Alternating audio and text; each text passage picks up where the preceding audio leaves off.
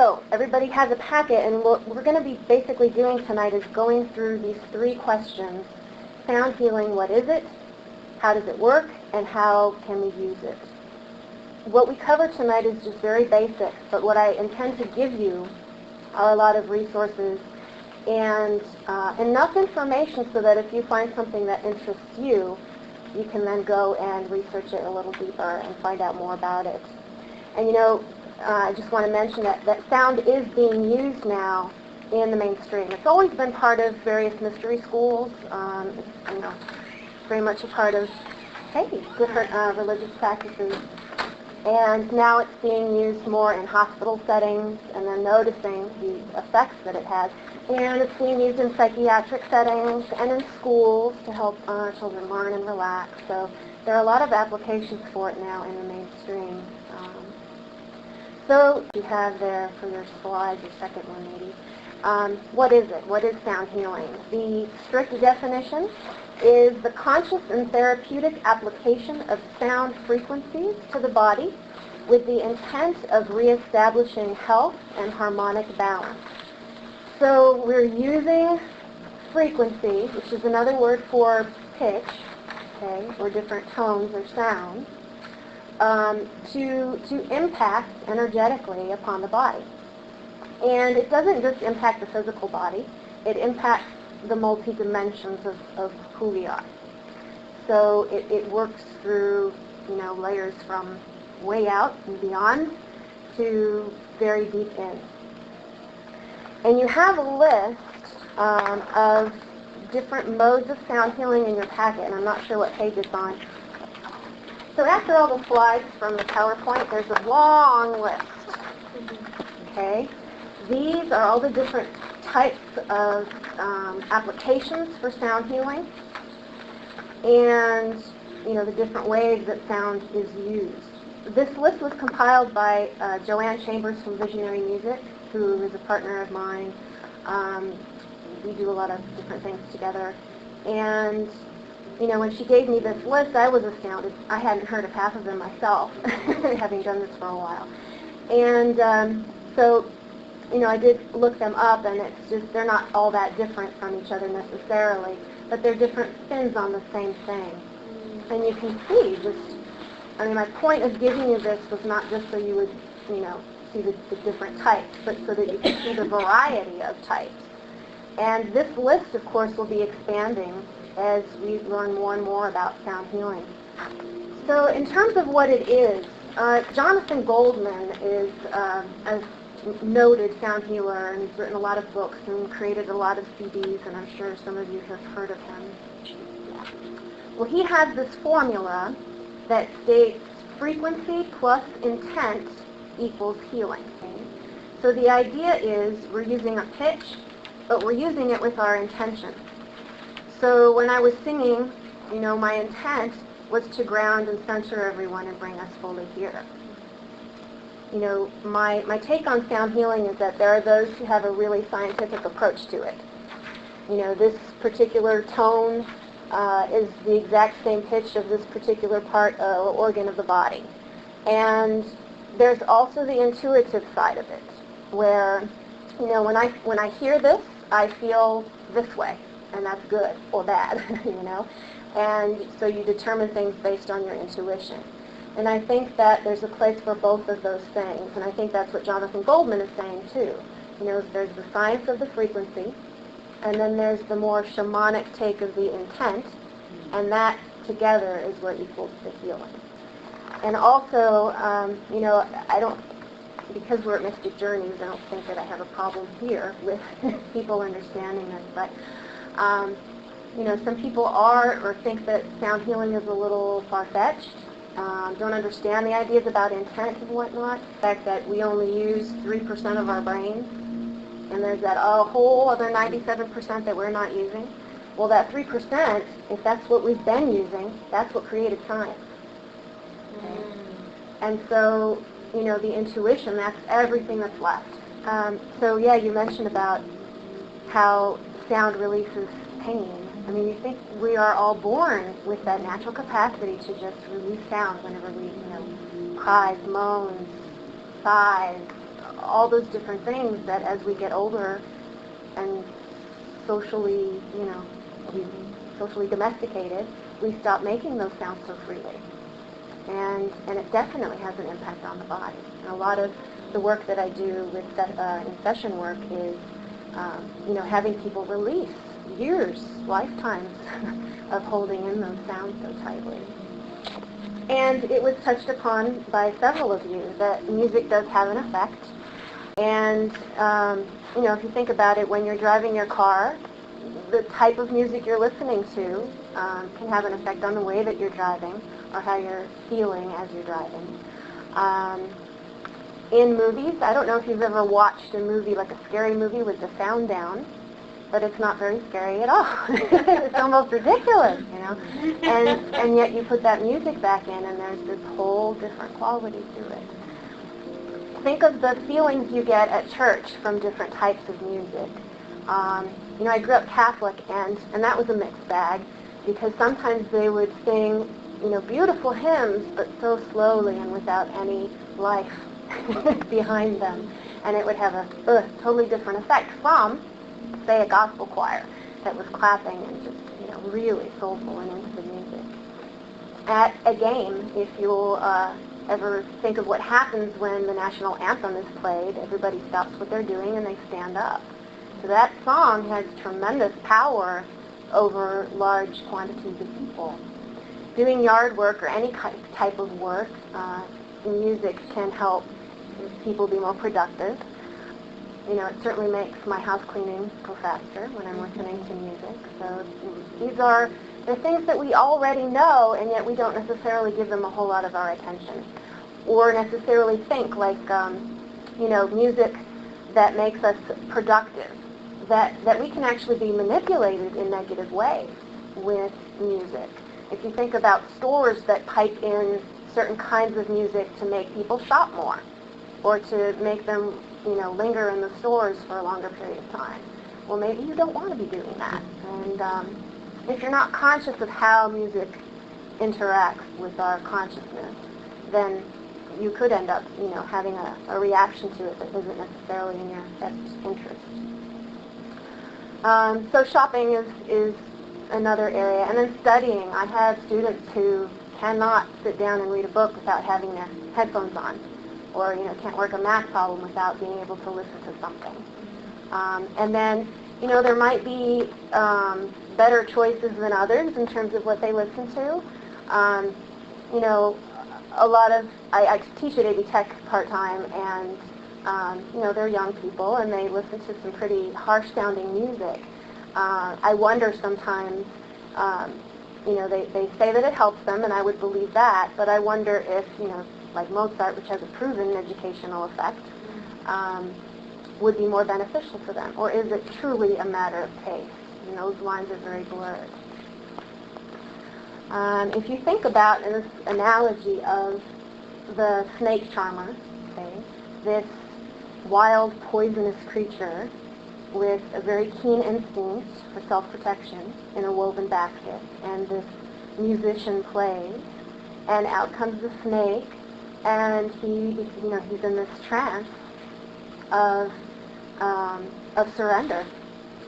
That music can have the same effect on us, and we can give up our power, okay, and that it's not negative or positive, but we just want to be conscious and aware.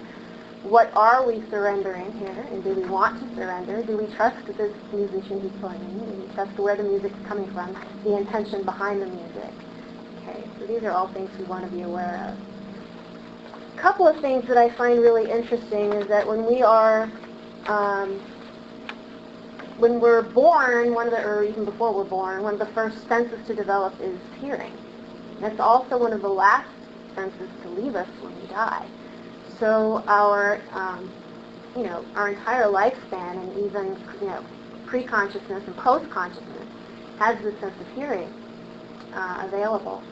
And it's obviously very crucial for our survival. My feeling is that it's crucial for our survival in terms of our evolution. That it's not just a matter of this lifetime survival. but surviving beyond this world, which is our next calling. We have 5 senses, and each of them work in obviously different ways. But I want to point out something to you that when, visual stimulation coming through the eyes, well, we can close our eyes and shut out that visual stimulation. Or, if we're smelling something that's offensive to us, we can hold our breath. Okay? Not for very long, but enough to get away from it. But with hearing, we don't really have that same protection. So, noises are always coming into our perceptive field. And, if you just take a moment now, there's ever so slight noise coming from the stereo because I have a CD playing. And there's this sound of this fan back here, traffic noise every now and then, okay? The sound of my voice, and the sound that each one of you is making in your breathing and different rhythmic functions of your body. So this is all happening all at the same time, and yet you're having to use your attention to focus on whatever it is you want to focus on. Let's see. Nature of sound. So depending on what we're listening to and our feelings toward that particular noise or sound, it can have either positive or negative effects on the body. Noise tends to cause, like if we had to listen to that over there for long periods of time, it would tend to fatigue us and stress our bodies out. And yet there are people who work in factories where that kind of noise is happening all the time. And they might say, well, it doesn't bother me anymore. It was really loud at first and now I'm used to it. But it's not so much that they get used to it so much as they entrain with it. And we're going to talk about what that word means in a moment. But it changes, it alters their consciousness. So on this slide of the nature of sound, it says noise is disordered, chaotic, and fragmented. Now, in terms of sound healing, chaos and fragment and that sort of thing can actually be a tool.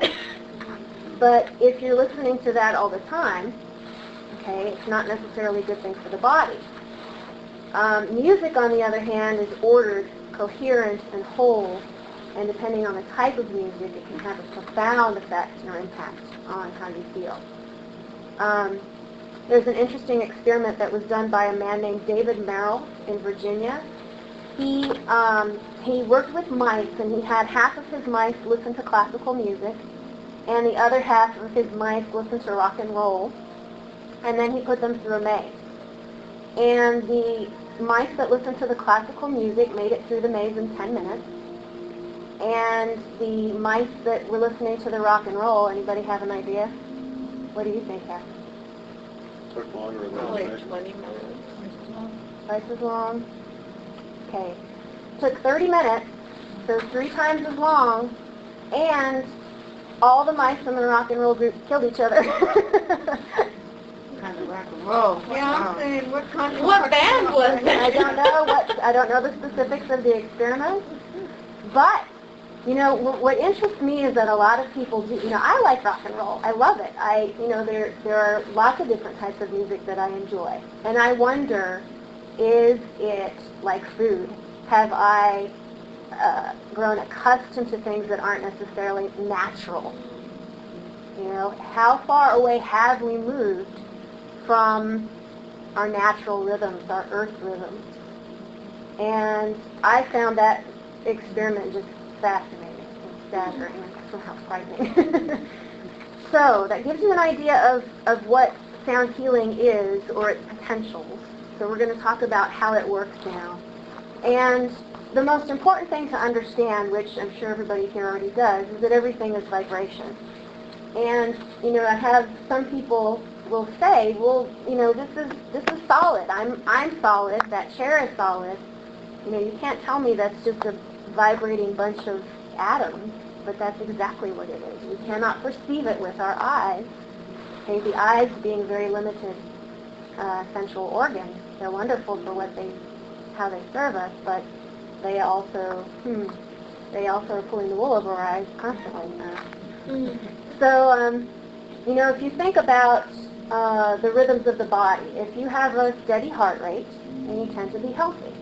If you have arrhythmia in your heart, then you tend to have health issues around your heart.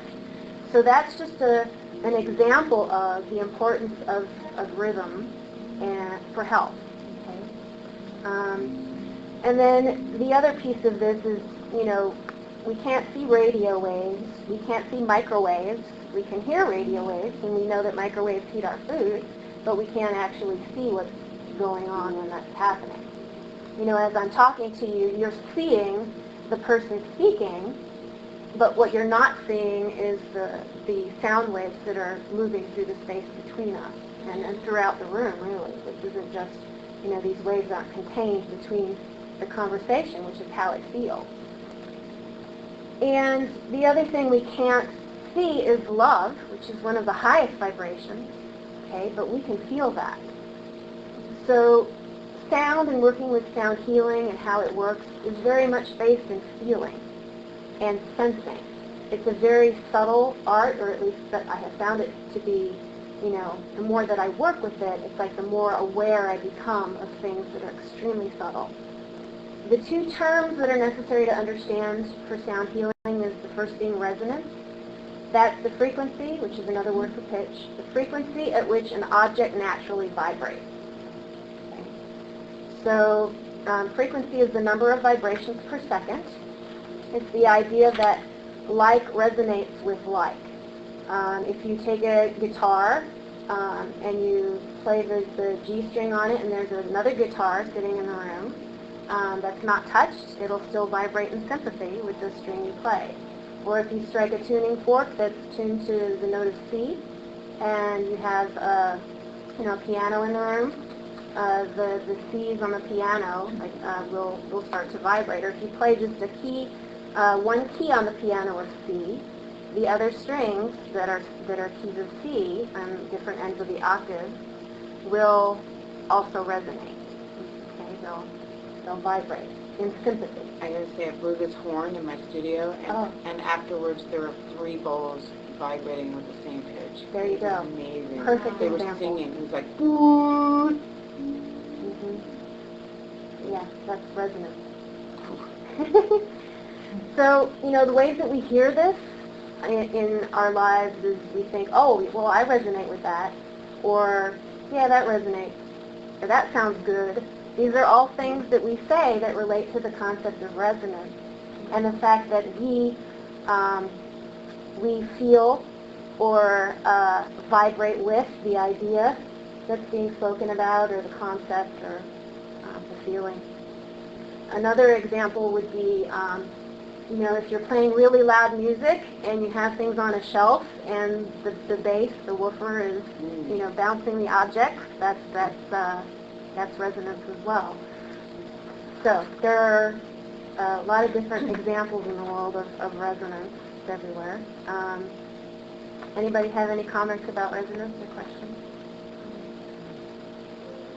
The feeling when you go to concerts and you're in front of an amplifier and your whole body's like, yeah.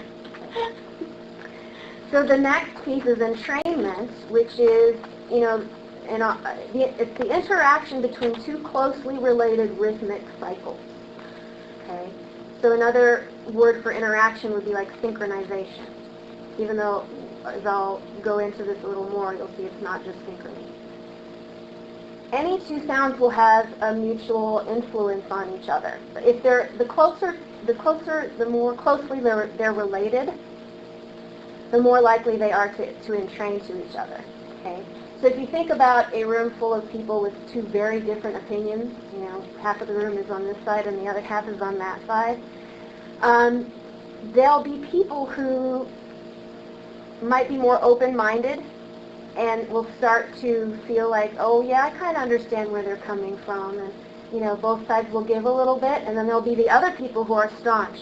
And so what's, in terms of entrainment, those people who are very staunch and very rigid in their beliefs, they're not likely to have an impact or entrain with each other. Whereas those people that have a little more open-mindedness, they're more likely to entrain with each other and come up with this third, okay, which can be conflict resolution, or solution to whatever the disagreement is. So entrainment is a wonderful way to create a third, and I'll talk a little more about that in a second. Let's see. So it's the idea that opposites attract, and that one thing can have kind of take over another. That's another thing that can happen. Examples of entrainment in life include clocks with pendulums, that if they're in the room together, they could all be started at different times, but eventually they'll all entrain and swing in rhythm. Women who live together in close quarters tend to menstruate at the same time, and that's an example of entrainment. If you're in a listening to music or at a concert or something and you're doing this, that's entrainment. Okay? If let's see, what was the other one? Oh, clapping. In audiences, if you ever get the chance to witness this, if people clap for a long enough period of time, the clapping will entrain so that everybody is clapping in rhythm at the same time, rather than, kind of all separate and choppy. So those are some examples, and I wanted to just mention again those three types. So synchrony, that is when, like the pendulums of the clocks, they swing absolutely together. Okay? Then complementary is kind of where you have, like an example would be with the pendulums, with two clocks, that one is going this way and one is maybe following right behind. So it's, there's a click clock between the two of them. That's complementary entrainment, and windshield wipers do that sometimes. And then the third one being harmonic, and this is what I touched upon when I mentioned the third thing that's created. If you have two mosquitoes that are making their little mosquito noises, okay, sometimes they'll create a harmonic from their two little tones, and that'll make like a third noise, and it's like it's coming from nowhere. Okay, and I guess it's actually, somebody said something about that being some sort of mating call relationship between mosquitoes. So that's adorable.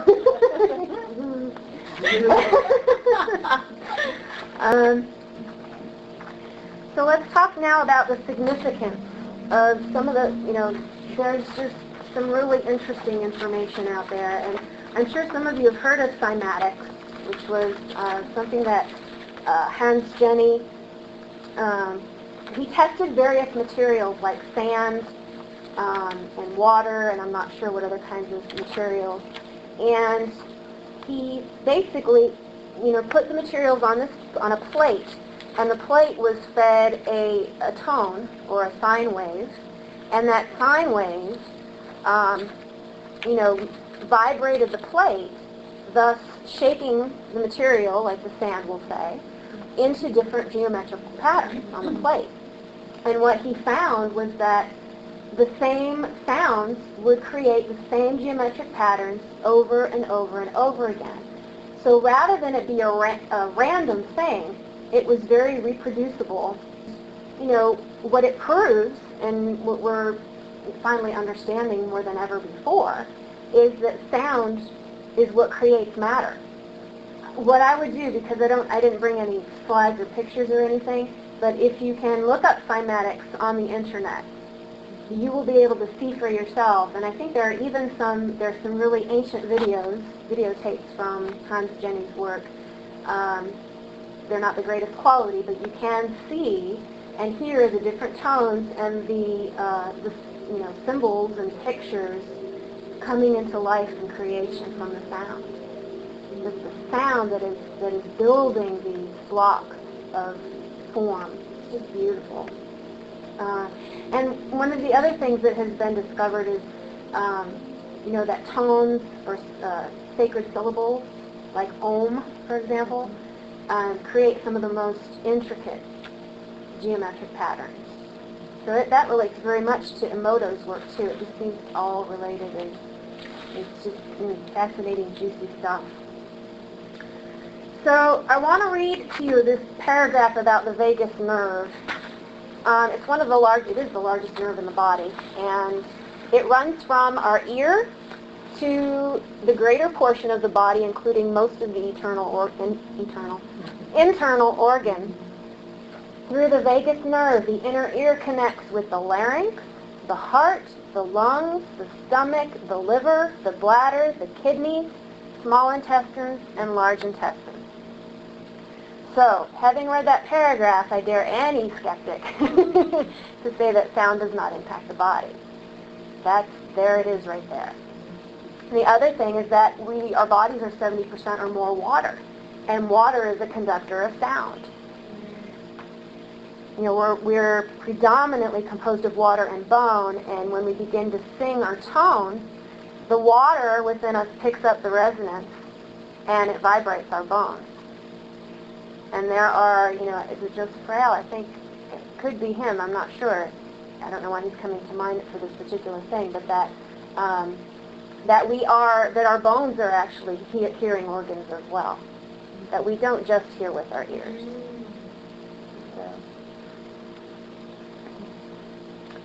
And just to bring to your attention, in the packet that you have, on the other side of that really long list of applications, you have a list of the different benefits of toning or singing, and that being my specialty, that's what I know the most about. And there has been a lot of research done about this. And, just to tick off a few things on the list, it increases our anti-stress hormone, and it releases endorphins, so it can actually fight depression without medication, and for some people that's a very beneficial thing. To not have to take a medication and have all those side effects, but to be able to do something that's completely accessible. Everybody, most people, there are a few exceptions, have a voice and can use it without having to pay to do it. And even really, there's not a lot of training that's involved to use it. And it also tones the facial, abdominal, intercostal muscles and the diaphragm and stimulates our circulation. So it's feeding our body oxygen. It oxygenates the body. And the breath, taking in more oxygen helps change the different rhythms of the body. And I spoke before about, if a steady heart rate is equivalent to good health. If you think about when your breathing is rapid or heavy or shallow, how the heart entrains with that. So if you are rapid breathing, your heart tends to be palpitating a little stronger. Whereas if you can calm and still your breath and breathe more deeply and have a healthier rhythmic breathing, that likewise impacts the rhythm of the heart. So it's all very interrelated. So how to use it.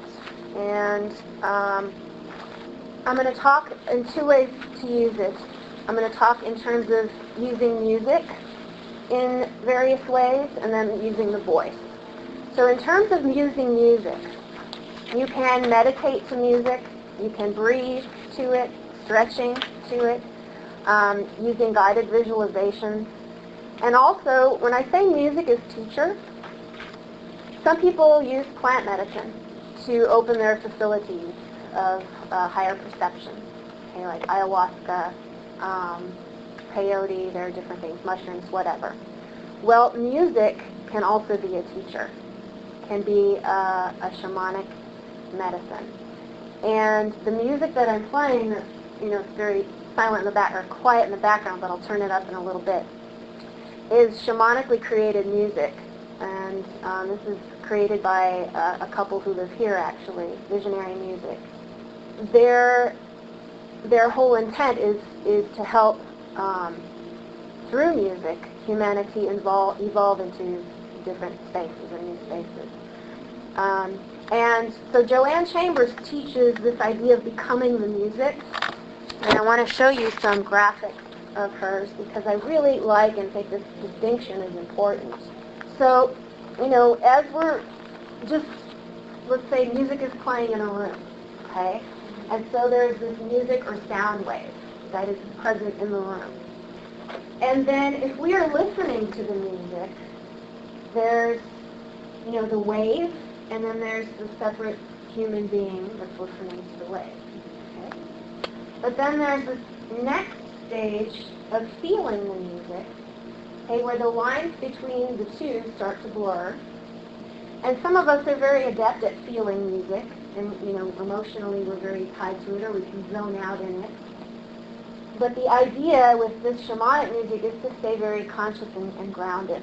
You can go way out there with it, but you always want to be conscious of where you are on this dimension. And then there's another stage of becoming the music, and that's where the lines between the sound waves of the music and the density of the body starts to merge, and the lines are not so distinct. So that's the idea of using music to go beyond our natural states, or not natural states, but our limited states. We think that we are so solid, and music, that kind of music, can help us move out of that. So what I'd like to do, and I just want to read a little bit here that I have written. Studies have shown that sound enters our physical body directly before being processed by the brain. So unlike vision, which has to be filtered through the center of the brain first before we react to it physically, sound comes in unfiltered. That is why sound is so powerful a therapeutic tool, and why toning in particular, because singing kind of bypasses the reasoning mind, the intellect. And one of the things that I teach in the transformational voice work is speaking glossolalia, and that is speaking in tongues. And what that does is it gives immediate access to emotion, okay, and the energy behind emotion, without the intellectual reasoning of why you shouldn't feel that way, or why that's not right, or all those different things we impose upon the emotional body. And it's extremely powerful, and really connects us to inner wisdom that is always there for us. So I talk about, or on this last little slide you have here, how to use it for voice. Aligning the chakras is one of the things that I've listed here, and the voice is very good for aligning the chakras. And it's funny because I just saw a clip today on Facebook, and it was Dielle Ciesco from The Sound of Music. And in this train station in Belgium, did you see? In 2 rehearsals, they created this outrageous, huge musical number from that selection of music of Dielle Ciesco, with I don't know how many hundreds of people. And it's on my blog, and so I'm not sure if you picked up my card, if you go to my site and find my blog. But anyway, I had to laugh because not only is that the idea of just taking a musical and putting it on in the middle of a train station or wherever they were, but the fact that it was Do Re Mi, which is a song that aligns the chakra system, and that's what they were doing for all those people who were present and all those people who listened to that song.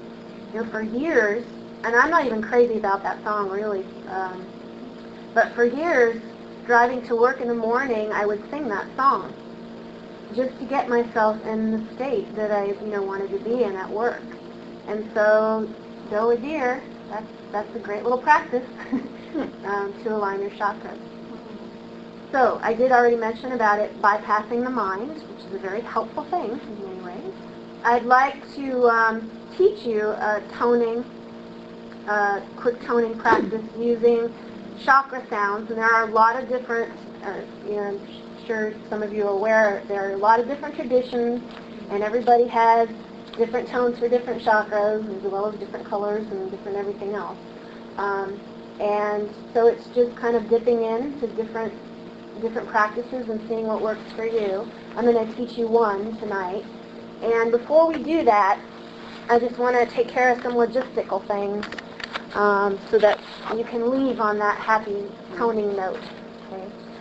So in your packets, one of the things I included was a list of websites that had some really fascinating and pretty heady information. So if you'd like to know more about resonance or entrainment, if you want to know more about that music we were listening to, the multidimensional music, that's on there. Hans Jenny has a website, cymaticsource.com. There are other researchers who have worked in different ways with music, so there's information about that. And then on the back, there's information about a vocal toning meditation class that I'm starting on the 23rd. That's Thursday night.